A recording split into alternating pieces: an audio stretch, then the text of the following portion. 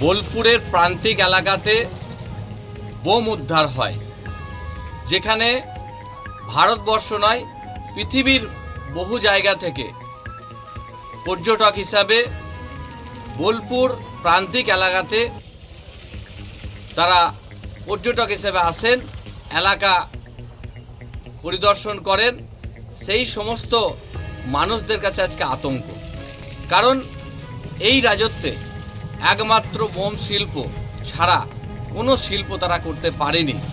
তাই আজকে তাদের দলের নেতাদের বাড়ি থেকেই বোম উদ্ধার হয়। সামনে নির্বাচন, প্রশাসনের উচিত এই ঘটনাগুলো কিভাবে সংগঠিত হচ্ছে, বোম তৈরি করার সামগ্রী কোথা থেকে আসছে, সব কিছু তদন্ত করে এই ধরনের ঘটনা বন্ধ হওয়া উচিত। বীরভূমের মানুষ শান্তিপ্রিয় মানুষ, আগামী দিনে শান্তি প্রতিষ্ঠা করতে ভারতীয় জনতা পার্টির লড়াই জারি থাকবে।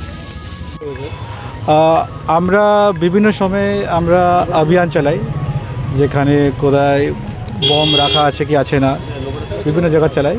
তো সেই হিসাবে আমাদের অনেক সোর্সগুলো আমরা এঙ্গেজ করি। তো কালকে রাত্রে মানে আজকে আর্লি মর্নিংয়ে একটা খবর আসলো কি একটা এখানে একটা অ্যাবেন্ডেন্ট হিসাবে কিছু বমগুলো রাখা আছে। তো ওটাকে ওয়ার্কআউট করার জন্য আমরা টিম একটা ফর্ম করি অ্যান্ড আমরা আসি এখানে।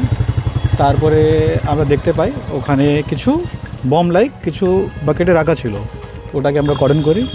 তারপরে আমরা বিডিডিএস টিম, ফায়ার যে এসওপি আছে এসওপি, আমরা টিমগুলোকে আজকে ডাকি, ওটাকে নিয়ে আমরা অ্যাজ পার দি প্রোটোকল ডিসপোজ করা হবে। এক স্পেসিফিক কেস আমরা স্টার্ট করছি এটাকে। তো কে বাঁধছিল, হু ওয়ার ইনভলভ, পুরো তদন্ত করার জন্য একটা কেস করে একটা আইও থাকবে, he will investigate the complete matter, আর যার যার ইনভলভমেন্ট হবে action will be taken as per law. Thank you so much.